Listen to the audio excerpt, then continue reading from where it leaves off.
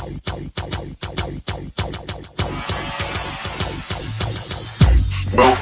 the Odds Breakers, number one place for shared, sharp betting information.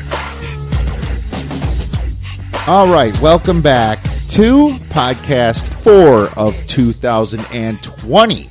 I'm your host, Kiev O'Neill. You can follow me on Twitter at OBKiev. Follow us at The Odds Breakers, or follow us on social media / The Odds Breakers. This episode is being brought to you by MyBookie.ag. For a 50% sign-up bonus, please visit MyBookie and use the promo code The Odds Breakers. Terms and conditions apply. If you'd like to help us out with your costs, sponsor the podcast, we would love to help you out. Please visit theoddsbreakers.com, click shop, and become a member for $17.99 a month. You can become a premium member and get my plays and premium plays before the line moves. For $2 more, you can have all that and become a patron subscriber and get the podcast a little bit early.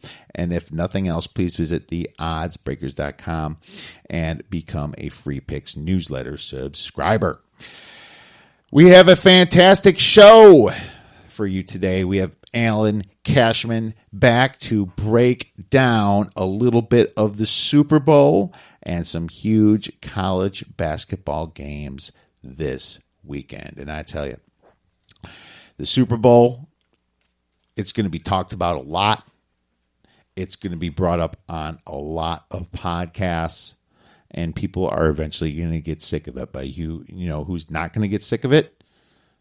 We're not going to get sick of it because we enjoy it, and that's all we have left for football. And, football was a great season in the NFL. Fun season in college, was up in units in both of them. And college basketball is rolling right now. So what a time of year it is. And, always a great time to make some money. Speaking of money, before we have our guests on, I want to give you a little prop bet for the Super Bowl. That's right. I want to give you a prop bet, and it's one that I kind of hinted at before. We're going to look at the field goal prop for a first score, okay? And the reason why that is because you always get pretty good odds on that. For example, the first score, a San Francisco field goal, is at plus 423 and 5 dimes. The first score, a Kansas City field goal, is at plus 380. So if you look at what the chances are of a field goal or a touchdown, well, a field goal happens on all scores about 39% of the time, just going through the years of the NFL, and a touchdown is at about 61%, which means that the juice is about plus 166-ish. It should be about plus 166 on each side there, maybe even a little bit lower than that, maybe even more like plus 155, and you're getting over double that on both sides. So there's only two outcomes that can happen: a field goal or a touchdown. I guess, a safety could happen, and that would really throw you off. If you want to throw 1% on that, you get 45-1. I'm not going with a safety, but over 99% of the first scores are usually a touchdown or a field goal. When you're getting plus 380 on one side and plus 420 on the other, just look at the 380 side. You divide that by 2. That's plus 190, okay, for the one team to do it, because you're betting both sides. So actually, on the Kansas City one, since you're betting the Niners, you are actually only getting plus 190. Well, that's still a lot better than your plus 155, plus 165, whatever, of the true odds of making it. And obviously, if San Francisco makes it at plus 420, well, that's even better. What I really like about it is San Francisco has a very good defense that knows how to tighten up towards the goal line. Okay? What do the teams not want to do when they get to the goal, the red zone, or possibly in just the other side of the field, the opponent's side of the field? Well, they don't want to throw an interception in the beginning of the game. They're going to be a little bit more careful with the ball. So I kind of like the fact that, they're not going to necessarily go for the first touchdown. They're going to care about not turning it over and getting points. In the second half, they're going to be a lot more looser. Okay, so that's why I'm going with both sides on this for a half a unit. We're going San Fran scores. First score will be a field goal, or the first score will be a Kansas City field goal. You better lock it up. You better lock it up. No, you lock it up. You lock it up. Lock it up. Lock it up. Please. All right, we also made a lot more prop bets. So if you're interested in any of those, please become a member, and you can check them out at theoddsbreakers.com. And obviously, if not, we will have some more free prop bets next week on our podcast to make sure that you have a good shot of making some good money. Without further ado, let's bring on our guest, Mr. Alan Cashman. Now I'm happy to welcome back a great professional handicapper and contributor to the Odds Breakers. You can follow him on Twitter at the Cashman Wins. I'd like to welcome back Mr. Alan Cashman. How's January treating you, Alan? Hey, Kev, doing great. It's been a really fun year for college basketball so far. We're doing a really good job. I think we went 1-0 tonight. So just keep rolling and looking forward to March Madness. Hey, man, we all are, but it all ends there too. So it does. You're exactly right. So is it cold over there in Indiana? It finally feels like January. It's not like last week. I think we finally hit the 20s. We'd had a lot of 40-degree days and even a couple 60-degree days, and it's I think we're in the 30s right now. So it feels like winter, but it is not definitely mild compared to what we can get over here. And that's what they predicted. They said we were probably going to have a mild winter, but probably a wet winter. And sure enough, it's raining out tonight. So. Sure enough, my man. It's so cold in Florida that the iguanas are freezing and falling out of the trees. There's like warnings out there of iguanas hitting people in the head and stuff, man. That would really? Yeah, there's articles about it all over the place. I have a buddy that lives out there, and he's sending me pictures of these people with all these iguanas. I guess they eat them like chicken, man. They call them chicken of the tree or something. So, oh wow! I know. I'm going to pass on that. Yeah, I'm going to pass for now. I know I never even eaten gator. I know there's some people eat gators out there, but I'm good, man. I can eat my chicken just like I normally do, the wings with some little buffalo sauce. I don't need any iguanas out. but I'm not very exotic when it comes to eating taste. I like them. But I can't imagine. I can't imagine a frozen iguana falling out of a tree feeling that good, man. I mean, that's got to be like 10 pounds hitting your head. That can knock you out. So that'd be a concussion for sure. It would be, my man. Well, maybe I'll tweet one of those articles out. It's pretty hilarious. So yeah, man, I've been at a great run until this last week. I'm getting a couple bad beats here. I'll tell you, man. With basketball, it's hard to bet on an away team, and I think you have to have a damn good reason to do these days. And like a serious matchup mismatch or something, like whether it be down low or 3-point defense versus 3-point efficiency and things like that. The better teams are losing on the road, and it's all over the board of it. It's really hit us in the Big Ten, hasn't it? Yeah, Big Ten is what I see a stat was maybe 38-6 or something like that against the spread of home teams. 2 days ago it was like 41-7, I believe. Yeah, and, crazy. Yeah, I know Minnesota just beat Ohio State, but Michigan State, Indiana is still undecided here as we talk, and that's been real interesting. I think there's a lot to go into that. I think there's some motivation. I think there's some officiating. I think there's some. The kids are just not responding on the road for some reason. It's kind of crazy. But if you look across the board, you definitely need a good reason to do that. So that's what I've noticed anyway. Feels like there's a little more parity this year. It didn't seem like there was as many really, really good teams. It seems like there's a lot more even matchups, and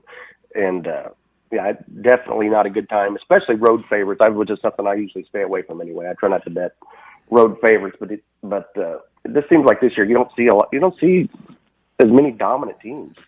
Yeah, really, really good teams. Yeah. Road favorites, very difficult, but they're tempting as hell because they're juicing up, especially in the Big Ten. The Big Ten, if you look at the spreads, the books are now juicing it 1 to 2 points, literally higher than your normal 3 to 3.5 home court advantage.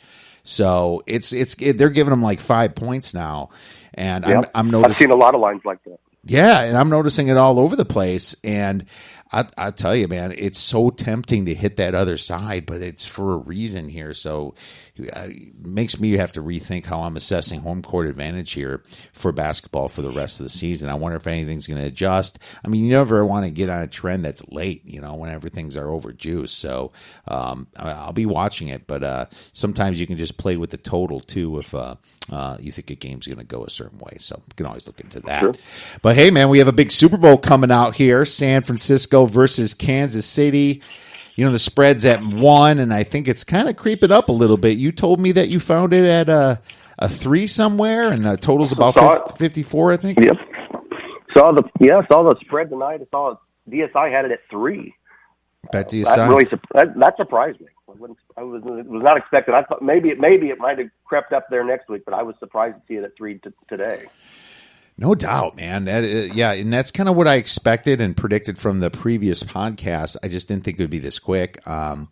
And I thought it'd be, I heard some people say, no, it's going to be around 2. No, I see it at 3. I see the public being all over Mahomes here, and it makes me kind of glad that I have more options now when I took it at -1 here. The total's at 54, and it's I think the under got hit by some sharper players, possibly a few syndicates, but it hasn't really affected it. It's there's a lot of public money still going on the over, and I'm not sure if the over is not the right side. So it's just a very interesting handicap here because you have a very defensive oriented, run first power team against a finesse type Patrick Mahomes, give his receivers extra time to get open type team that's defense has improved a little bit, but still not to the level of San Francisco. So you got scoring offense versus run the clock defense. What a crazy matchup, and it's a pretty good one, isn't it? I think it's one of the more intriguing matchups in recent memory for the Super Bowl. It really is. It's contrasting styles of what can the Niners Niners defense, the pressure that they've shown that they can bring. It's going to be probably unlike anything Mahomes has seen this year. And, what can the Niners defense do? What can they do to keep him from beating him with their feet if they can get that pressure, keeping him from escaping where they can get him there behind the line of scrimmage, get some sacks. I think San Francisco, that first 11 weeks of the year, they had 3 or more sacks in 10 of their first 11 games. And then for whatever reason, that last 4 weeks, they kind of fell off, but then they picked it back up against Minnesota and started rolling again. Mm-hmm. But I think that's the most interesting part of it right there is how that defense is going to contain Mahomes and not let him, at least if he's going to beat you with the pass, let him beat you with the pass, but don't let him beat you with his legs as well. Yeah, absolutely.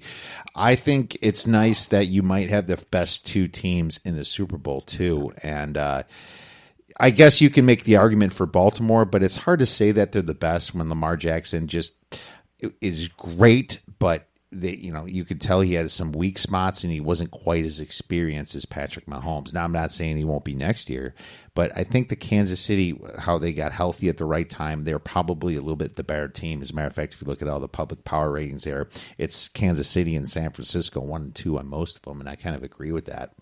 So I think that's really interesting. I actually, in my personal power ratings, I have Baltimore slightly edged above them, but that doesn't mean that they're the right. They would necessarily be the right side if they played them. So I find that interesting. Another thing I found interesting is some of the total bets are out there for the derivative markets, Alan, and I actually want to give a play out here. And this is at 5 dimes and many other books. But if the total's at 54, they have 27 as a second half over on 5 dimes and some other books out there. You can just shop that. And it's at plus 100. It's at even money. Why would a second half total be at 27 when when the game total is at 54, more points come in the second half. There's more done. There's onside kicks. There's all kinds of things. There's more desperation. There's more defense. Also, if they're blowing them out, just like you saw last week, San Fran just went into prevent or pretty much a soft defense, and the Packers scored 3 touchdowns. That could happen. That's off. So that over 27, that's a play for sure. I played it myself. I played it with 3 stars, my man, and it should be like 24.5 and 29.5 or something like that. So I took that already, but I'll tell you this. I'm probably going to bet the first half under, and this is kind of what I've been doing in the last couple Super Bowls when the teams feel each other out. Now it's juiced. The 127 is juiced at minus 125, but I'm not going to play it until a couple hours before the game. I'm waiting until all the money comes in and all that over money comes in, because they're going to say Kansas City defense sucks, Patrick Mahomes is awesome, San Fran's going to score. That's what's going to be the narrative, and I think most of the points are going to come in the second half. Any thoughts? I tend to agree with that. The total originally opened at 51, and I think it went up to 54 that first night. I think people were hitting that over, pretty hard the first night when it came out. I think right after the NFC Championship last week. Mm-hmm. Nope, I tend to agree with you on that.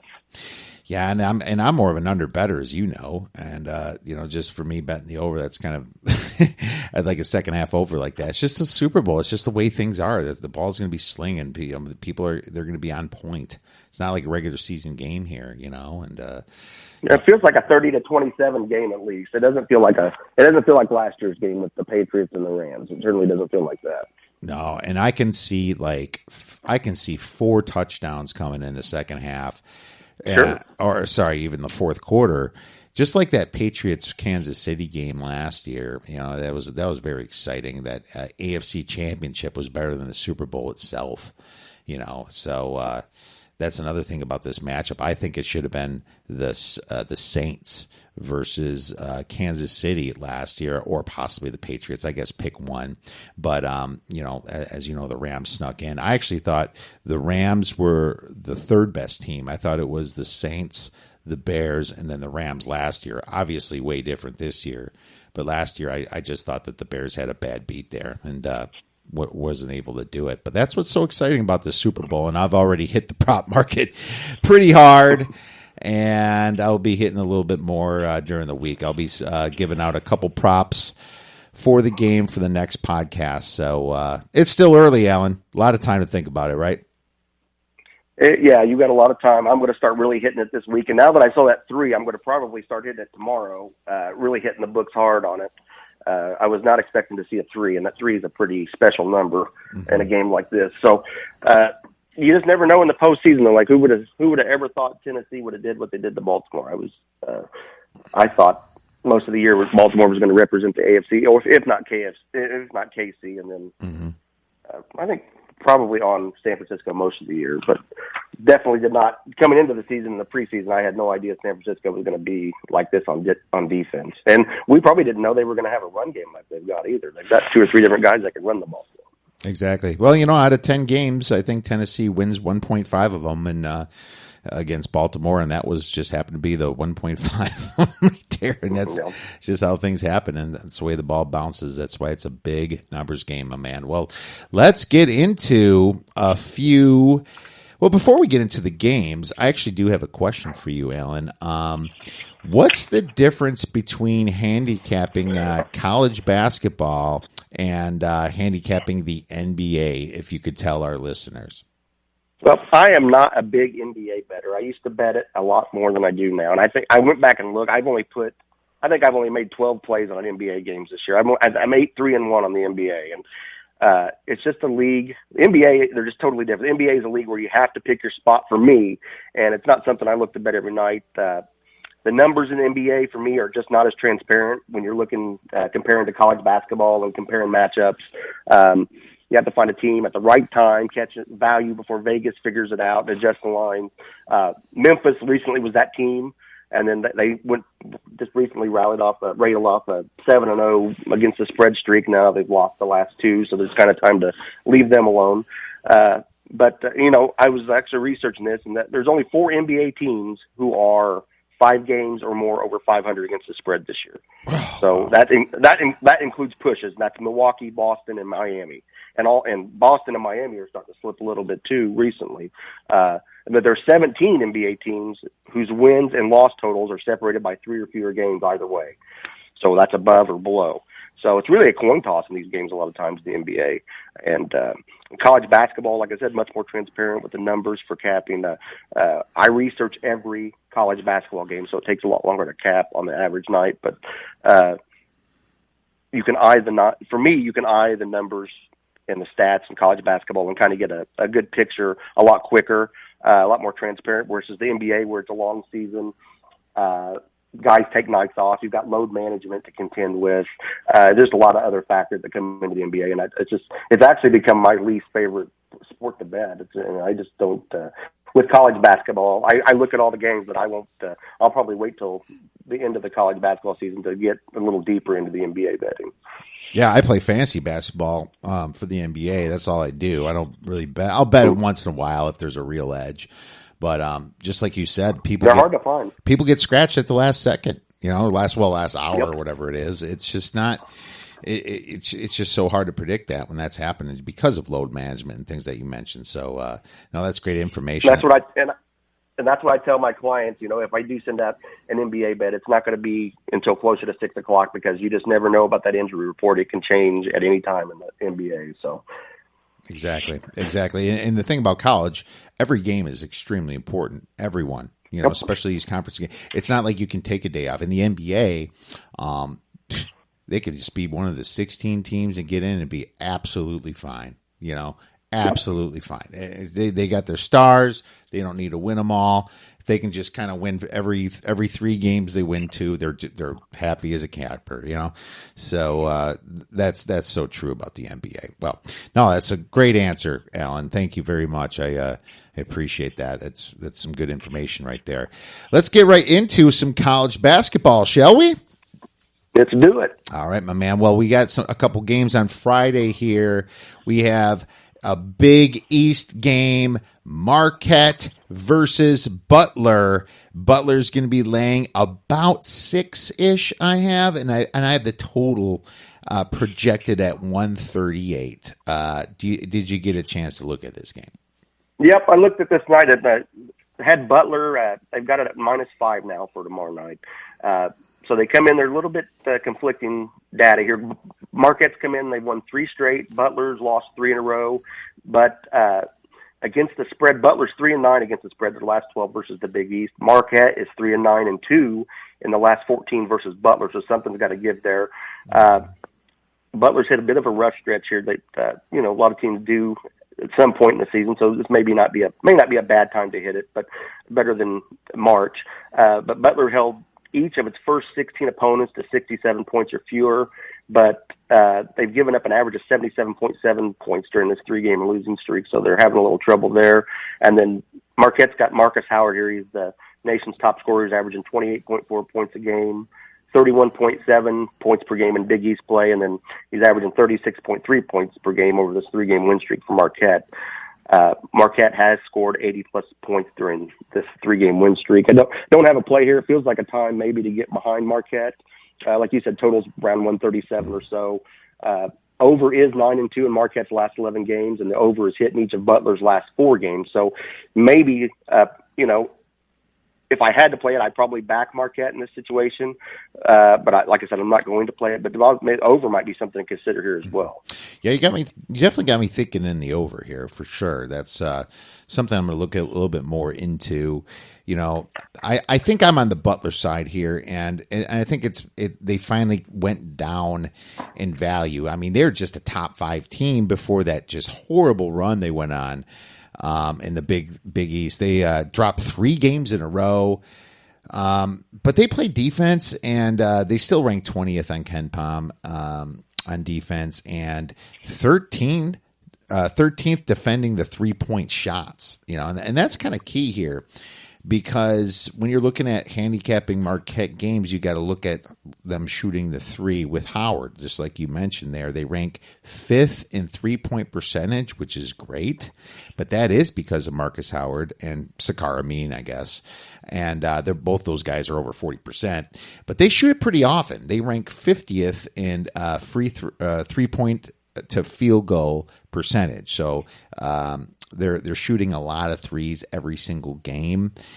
You know, I got to tell you, since Seton Hall, they really surprised me when they beat Butler, and they might be the team to beat there. You got Nova and you got Seton Hall, and but Marquette, they've been playing better, but when you look on the road, they've been outscored by opponents by about 3 points. But Butler at home is such a big difference, and you got to realize that at home they play a lot of easy teams at first, so it does skew this. So don't go by this as anything, but they outscore them by 18 points. That's a pretty big home road split for Butler. This is kind of the perfect spot for them to come back here, and I know that their forward Christian David is out for the season. He tore his ACL. But he was kind of just a role player, and they have some forwards on the bench that can step in. So I'm kind of hoping that this spread gets beat down a little bit and some Marquette money comes in. He only played a third of each game, roughly 15 minutes or so. So I think Butler's going to roll here with their ability to guard the three because they rank 13th against 3-point shots. I got them at 7.5 points, so it'd be a play, a couple stars on Butler. Any final thoughts? Well, I don't agree or disagree. It's just I think usually when teams like Butler hit these little snags in the season, it usually lasts 3 or 4 games. So it's just a matter: is this the time where they turn it around as Marquette, where they get it right, or does it continue a little bit further? So Marquette really hasn't on the road. I think they had a couple of big losses. They lost by 14 at Seton Hall, and they lost by 17 at Creighton, so certainly possible. They had a 4-point win at Georgetown, whose numbers look good, but like you said about some of these teams, they played a kind of a light schedule at home early on, so those numbers are a little bit off. So I could see either side really here. All right, my man. Let's move on to a game I know a little bit about. Purdue is going to be hosting Wisconsin. And this is going to be a Big Ten special on Friday. It looks like the spread's going to be about 3 points here. The total in this baby, I have it at 115. It's a low total for the Big Ten. We'll see if we'll see if that sticks. But these are two of the slowest playing teams. Really in the NCAA, it's I think they're both in the bottom 20 out of 350 teams in pace. Purdue only allows 57 points at home compared to 60 on the road, and Wisconsin, they can't shoot that well on the road at all. As a matter of fact, they shoot a 26% from 3 on the road. And Purdue shoots 36% at home. So a little bit better for Purdue shooting the 3 at home. But I think I'm going to go with Purdue here, and here's why. Purdue's more of a matchup nightmare for this Badger team because their guards can't shoot on the road. They do great at home. They're very, very volatile because of that. But Purdue's tall, and they're big, and Ravers is not going to be able to really clean off the rebounds there. I don't think that Micah Potter is going to be able to either. And I think Purdue's in a big bounce back situation here. I mean, you just saw them lose at home to Illinois. Now, Illinois is awesome this year. Okay. We all know that. They really came to, and that's not that bad of a loss for Purdue. But the fact that the name was Illinois, and Illinois has been good for years, I think they're going to be motivated here. Wisconsin, they beat Nebraska. Whoop-de-doo. They have Iowa on deck. A little bit more of a rivalry with Iowa. I'm probably going to take Purdue, and I'd probably take it up to 4 points. Any final thought or any thoughts on that one? Don't have a play there. I don't know what to expect out of Purdue right now. Like you said with Wisconsin, you don't know on the road. They're not as good a shooting team on the road. They set a program record the other night with 18 3-pointers with that home win over Nebraska, 14 points. They had road wins recently over Penn State and Ohio State. They did lose at home to Illinois, and it was a close game. Illinois, like you said, is really good. Purdue's lost 4 or 5. And then they've already got, I believe they would, they held, they had actually, Illinois held them to 25% shooting in the first matchup. I think Illinois beat them by, I can't remember what the It was score huge. was. It was like 28-point victory or something. Yeah, it was a big win. And then 2 games ago, Michigan State or Purdue beat Michigan State by 29. So I don't know what to expect from Purdue right now. So it's just not something I think I would get involved in.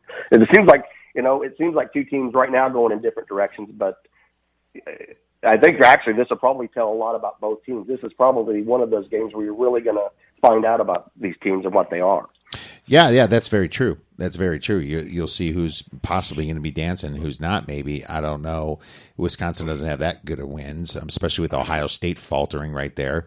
They did get crushed by Michigan State. So here's an interesting thing. Purdue at home, they score 76 points a game at home, and on the road 58. That is an 18-point split. Now, when it's a 10-point split or 11, I don't really bat an eye, but an 18-point split just tells me that it's they're a serious home team and a terrible road team, So that's kind of where I think they're only going to find their victories here. So it'd be a smaller play for me if I decide to play it, but I'm going to give it out at -3 to -4, and nothing over 4. But we'll see where this line goes because it just opened and I see it at 4 right now, and I would love my Badgers to win every game, man, but we know that's not going to happen. Mackey's a tough place to play. I think Wisconsin, I think they've lost the last 3 in Mackey by double digits, 11. Or was it 28 and 11 and 11? Or 28, 11, and 11 the last 3 times in West Lafayette. So not an easy place to play for them. I'm interested to see how these teams come out and what these teams are. We'll find out what they are after the game. Hey, it's a great Friday game to watch, my man, so I look forward to it as well. Well, let's move on to Saturday because there's nothing else going on but college basketball, and there's some big games on Saturday. And I want a quick mention, Alan, the whole Big 12 SEC challenge, that's weird. I mean, it's always been weird to me that this challenge happens to be in the middle of conference play, right in the heart of it, like the 3rd, 4th weekend of January, So I don't know if you ever put much thought into that, but it's pretty strange to me that they just kind of take a break from their conference and play another tough game. It almost feels like a distraction, doesn't it? It really does. It's not something you used to see, and things have just changed so much in sports in general anymore. It's just 10 years ago, it's not something you would have thought. Big Ten even starts their schedule now a little earlier than what they used to in the last couple of years. They've starting a couple of weeks earlier than what they normally did. So everything's a little different. Exactly. Well, let's get into a Big Ten game. We have Illinois versus Michigan, and I got Michigan laying about 4 points here. I think that might change a little bit after the last game. It might be like 2 or 3 because I wrote this down before they played yesterday. The total I have at about 140 here. Man, what are your thoughts on this one as you get a chance to look at it? Yep. To me, really, depending on what the line is, I don't think it'll be 4. I thought it might be closer to 1 or a pick on the way Illinois is playing and the way Michigan's playing right now. But it definitely feels like it could be a time to play Illinois, depending on what this line ends up at. They came in, they won 5 straight. They included that 17-point win at Purdue we were talking about. They already have a 9-point home win over Michigan.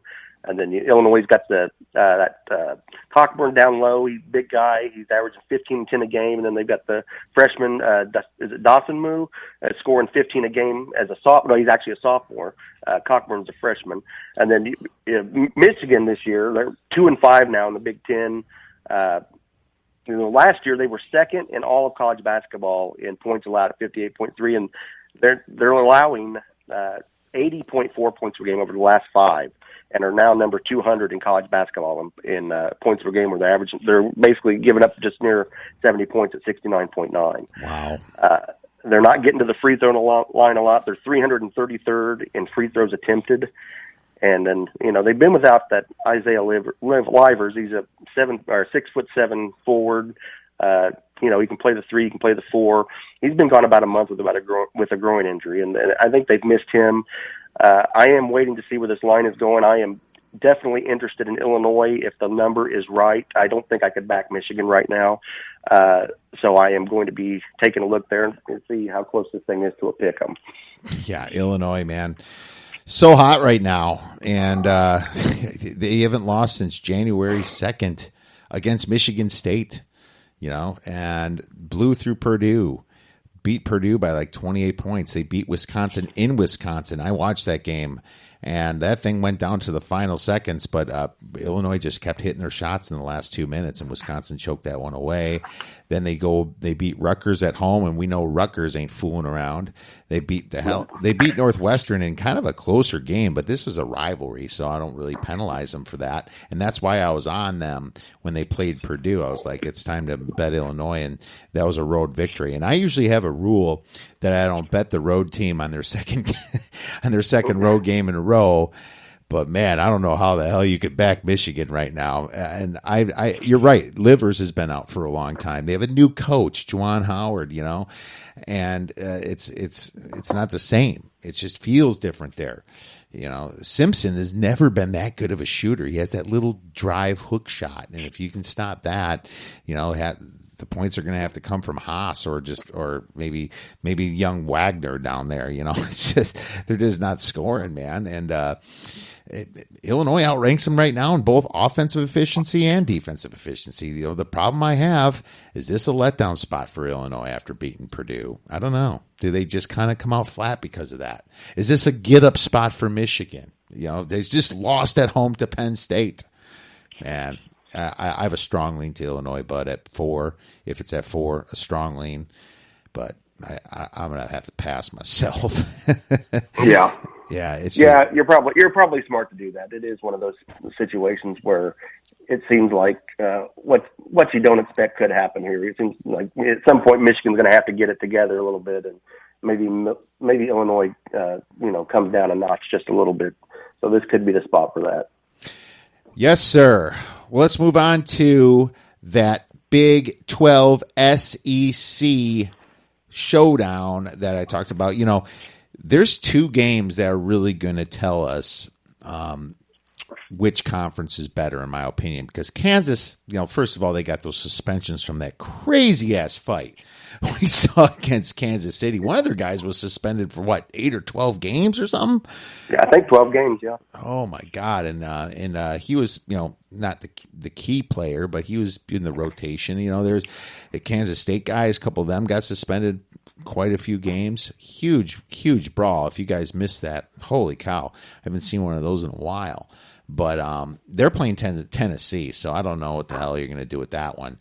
And that's not going to tell me anything about these conferences. But Baylor versus Florida, in Florida, when Baylor is ranked number 1, I believe, in the AP. I think they are anyway. Yep, sure. And because I always look on just Ken Pom, Torvik, and my own stuff. But Florida's up there, too. Just had a almost comeback win against LSU, pushing my bet. And they're looking good. And then you have Kentucky versus Texas Tech, and we'll get into that one next. But that game's going to tell me exactly about the strength of both these conferences. I think both these games are awesome. And I'll start with Baylor.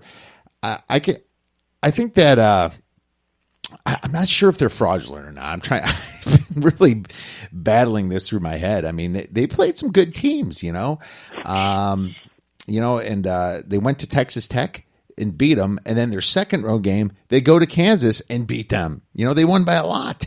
It was very impressive. I watched it. I was like, okay, Kansas is down at half. Kansas is going to come back. They will. And no, they couldn't get back into that game. Baylor's like the Texas Tech from last year. Go ahead. Sure. Yeah, they held Kansas to, I think, 55 points at home. Yeah, dude, that was insane. And their defense ranks 4th in the nation. They play at a slow pace. They're just like the Texas Tech from last year. And their only weakness was actually kind of the same weakness that Tech had. It's the field goal percentage. Their field goal percentage is only ranking 183rd out of everybody. But the fact that they're so good is because they rebound. Their offensive rebounding ranks 6th in the nation. But here's Florida, right? And they're another slower paced team, and they're playing at home. And they turn it up when they need to. You saw them play Auburn, and they took Auburn out like Auburn was a group of 5 team or something, or one of the smaller conferences, right? And Florida, if you look at them, they're kind of above average a little bit in everything. There's nothing bad that they do, but nothing spectacular. Exactly right. Yeah, and I can't find a matchup advantage, to be honest with you. I guess Baylor's can pace them to death a little bit, and Baylor's probably a little bit better down low. But this is in Florida. In Florida, I don't think they've lost a game down there, and if they have, it was a long time ago. I believe that Florida might be undefeated at home. I'm checking right now. And no, they lost to Florida State in November 10th. I mean, I'm going to throw that one away. That was November 10th. Then they go ahead and beat Alabama, which is a much improved team at home. They beat Mississippi by a lot at home. They beat Auburn at home. So Florida is really interesting at home. The thing that makes me lean Florida in this game is that they get to take out a number 1, right? That would be huge for them to get in the tournament because they're sure as hell not in right now. Their only big win was against Auburn, and they have some smelly losses from earlier. They lost to UConn. They lost to Utah State, and Utah State ain't what they used to be. They lost to Missouri. So they're not in yet. But this would put them probably from the bubble if it just plays out and they're 50%.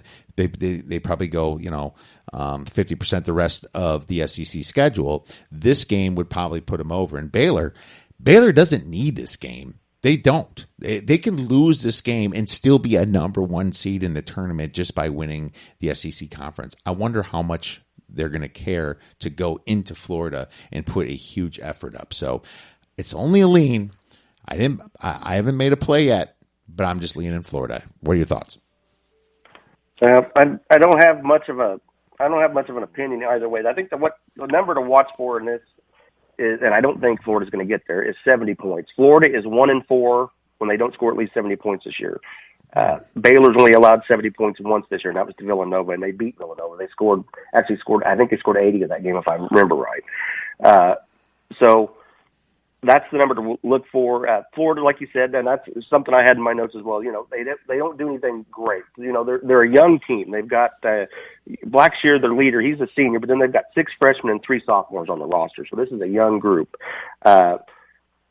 Baylor, like we said, they held Kansas and Texas Tech both in the 50s in road games. So they're coming to Florida. I think this is maybe another situation where they, if they come out ready to go, where they can keep Florida in the 50s or around 60. And if they do that, I think they probably win the game. But it remains to be seen if they can do that or not. Maybe the look's at the under here then. Maybe that's the look. I have it at 129. But yep, that's what. Yep. Yeah, so maybe I'll look at that a little bit more. We'll see. I'll probably be following the total just as much as I will be the side in this. So, just one of those games that's kind of a pick 'em to me. So we'll see what happens here. I hope Florida's a big dog. That'd be interesting. I would have to take them then. We'll see what happens. Let's move on to the other big game. We got Kentucky versus Texas Tech. Tech's laying about 3 points, and I have the total at about 131. And I'll let you start this one, my man. Well, Kentucky, they seem to be finding a little bit of an identity. They're playing well. They had those back-to-back losses to Utah and Ohio State back in December. They did hit a bump in the road with that loss at South Carolina the other night. That was South Carolina overcame an 8-point deficit at halftime, and then they hit that. They outscored Kentucky 56-45 in the second half and hit that 3-pointer at the buzzer to win the game. But Kentucky is balanced on offense. They're not great, but they're balanced. They have 4 players that average over 13 points a game, just over 13. They're not a great 3-point shooting team. They've only hit more than 7 threes in a game twice all season, but they play defense, and they hold opponents to 38.7% shooting, which puts them at 28th in the nation. So, and they're also 25 in block shots, led by Nick Richards. So, Texas Tech is not the same team as they were last year, but they have kind of fought their way back into the top 25 after an up-and-down start. They had a lot of turnover from the Final Four team last year. They got a freshman that's leading them in scoring, and Ramsey. They're coming off a bad loss at TCU. They lost by 11, but they have taken care of business at home. They did lose by 5 to Baylor, as we mentioned earlier. But outside of Baylor, and this is probably going to be the biggest home test they've faced. Other than Baylor, the Red Raiders, they've scored 70 or more points in all of their other home games. So that 70 could be a key number as well. Kentucky is 0-3 when they score 66 or fewer points. So this seems like a game that's right on the fringe. I don't know that I don't know if these two teams get to 70 or not. It's going to be close. Yeah. I don't know. I don't think they will. I don't. And here's the thing: Kentucky, they score a lot of their points in the paint. Yep. I think they're ranked, and they don't take a lot of threes, and that helps keep the score down. But they also shoot a ton of free throws, which keeps the score up, right? So I'm not sure if they're going to get those friendly whistles at Texas Tech. So I'm kind of looking towards the under here. They do, they rank 8th in the nation in free throw to field goal attempts. So, they get fouled a ton. But being in Texas Tech, I kind of think that, the whistles might favor them, and they're not going to get as much as they think here. And, Kentucky, they're weird, man. They're still the team that beats up on the wannabes, and then they lose to the little sisters of the poor, like Utah, South Carolina. Yeah. They lost that game to Evansville, the second game of the season, as you saw. And they're just kind of weird like that. But, I think they're going to be pretty motivated here against Texas Tech, being that Texas Tech was a Final Four team last year. They probably kind of felt that they probably should have been the Final Four team last year, right? I see some motivation here. But Tech is a shell of themselves. They just lost to TCU a few days back, They play tough at home, but looking at the coaches, I don't see much of an advantage here. Calipari you can hate him. There's a ton of people that hate him. You can love him. You can not care.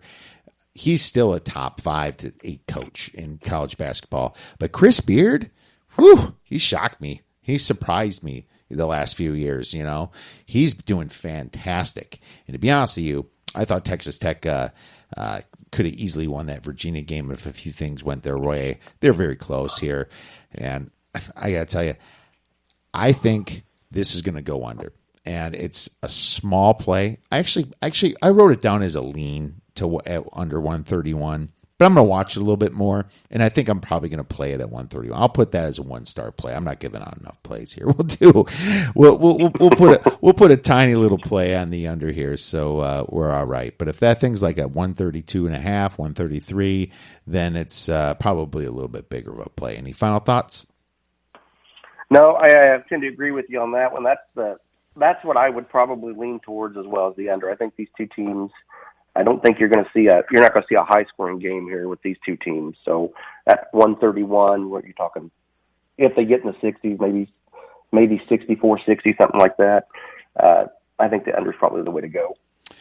Yes, sir. And it looks like Indiana just beat Michigan State. Look at that. They did. 67 to 63. Oh, that game was a little. Indiana's a totally different team at home. When they beat up on Nebraska, but they are a totally different team at home. So maybe I'm an Indiana fan, so maybe this is finally the year they get it on track. We'll see. Yeah, I know, and it's just like the rest of the Big Ten, but man, we'll see. I think they'll be in the tournament. We still have they still have some pretty good wins there. We'll be all right. Yeah, I guess if your team gets to the tournament, it's usually good enough. If you just know that you're not going to win, if you're like, it's just for me with Wisconsin, a win for me would be making the tournament. That'd be fine. I don't want to be in the NIT or any of the other invitational. I just want to be in the big dance. I don't care. Throw it out 11 seed. Throw out what you want, because then you're at least your expectations are low, and you don't have to feel bad if they lose. And hell, if they end up upsetting someone, it feels pretty good. So that's kind of the way I look at it. It used to be a given. It used to be a given for Indiana to be in the tournament every year when Bob Knight was the coach, and now it is not that. It's definitely I don't think they made it in the last 3 years, so it's not a given anymore. So something we want to see, and we want to see it that way again. We want to like to expect it again, like we used to. Exactly. So I'm going to give out a quick play. I know you didn't get a chance to look really at this game, Washington State versus Utah, and I would have preferred if Utah didn't just beat Washington by getting like 20 free throws awarded to them the last 2 minutes. But I would have preferred them to lose here. But I still like Utah, and it's kind of the matchup here.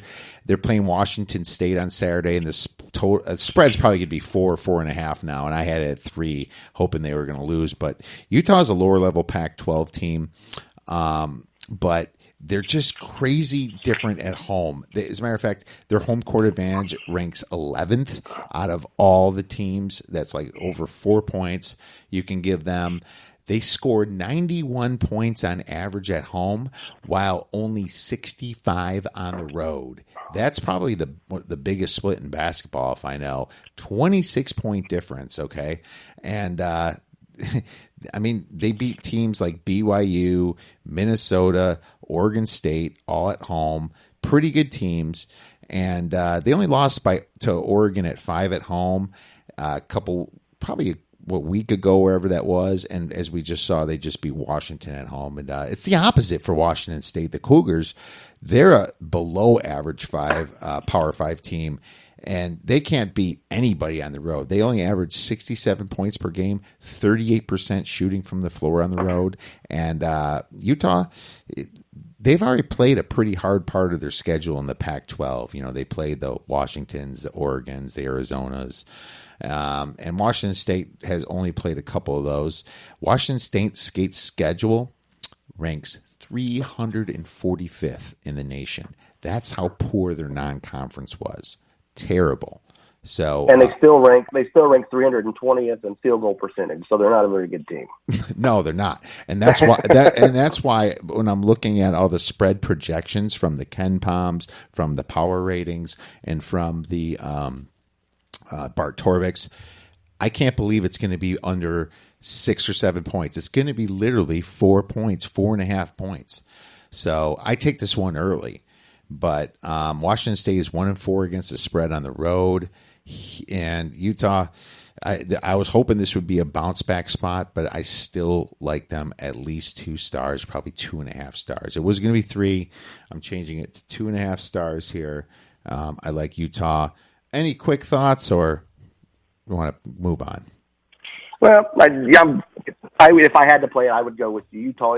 They're definitely a better shooting team than what Washington State is, but I could not back Washington State. I mean, it's a team that lost by 7 at Cal. So, no, I'd probably side with you on this one. If I had to do it, I would go with Utah on it for sure. All right, my man. Well, I wanted to talk about the Michigan State versus Minnesota, and I didn't really get to cap it. And then, Michigan State and Minnesota played, and the opposite was supposed to happen. It was I was expecting to bet Minnesota here in Minnesota against Michigan State most likely, and I was going to lean that until I actually capped it. But Minnesota happened to win their game against Ohio State at Ohio State, and Michigan State happened to lose to Indiana. So it's kind of like, oh, you're going to fade Michigan State, expect them to lose again. It's tough to do. Now, I will say this. If this spread is 3, I probably will play Minnesota. I like playing teams that won their last road game and then they're going home with confidence. It's not as much of a letdown. As a matter of fact, it's kind of like, okay, we just won on the road. Let's show our home what we can do. When teams win at home a big game and then they go on the road, that's usually when the letdown happens.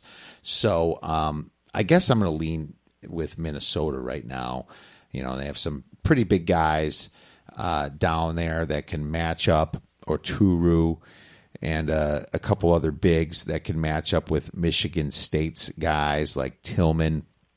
That's kind of what I'm banking on a little bit of Oturu, a little bit of Trey Williams, and Minnesota's just obviously one of those typical Big Ten home teams. They beat Michigan at home, they beat Penn State at home. So obviously Ohio State, when they're good, they beat them at home back in December. So yeah. I'm going to probably watch the spread right now. the spread is even saying 1. Michigan State already dropped on Ken Palm after this. That's how quickly that they adjust over there, man. It's just crazy. It's crazy. This went from 7th to 9th already in literally minutes after this game. So that's. Do you have any thoughts on this one? No, not really. This is one of them I didn't really get a chance to look at. I'm interested to see what's Michigan State now. That's 2 straight road losses with the Indiana loss. So I'm interested to see what happens here. It's not that's something I probably will look at tomorrow when I start capping the weekend games. Yeah, exactly. And I might throw out an article over at the Odds Breakers here on a game on Sunday. People are going to be jonesing for football. There is no football on Sunday until Super Bowl Sunday.